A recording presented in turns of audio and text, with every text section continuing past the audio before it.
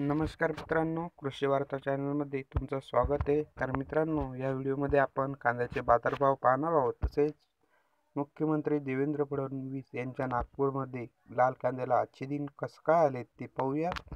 तर हा व्हिडिओ शेवटपर्यंत पहा व त्यासोबत आपला यूट्यूब चॅनल सबस्क्राईब करा व त्यासोबत बेल आयकॉन नक्की दाबा. तर सुरुवात करतोय कोल्हापूरपासनं. या ठिकाणी 500 रुपये, तर मुंबई कांदा बटाटा मार्केटला 600 रुपये, मंगळवेढ्याला पाहायला मिळते 300 रुपये, कराडला 800 रुपये, तर येवल्याला लाल कांदा 450, येवला अंदरसूलला लाल जातीचा कांदा 450, लासलगाव निफाडला 525 रुपये.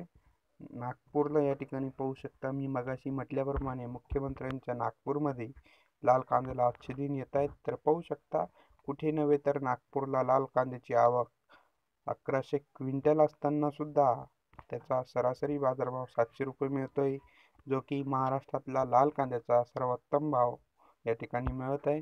तर नक्कीच त्याची काय जादू आहे हे आपल्याला या ठिकाणी सांगता येणार नाही, परंतु मुख्यमंत्र्यांच्या नागपूरमध्ये लाल कांद्याला आजचे दिन येताना दिसून येते.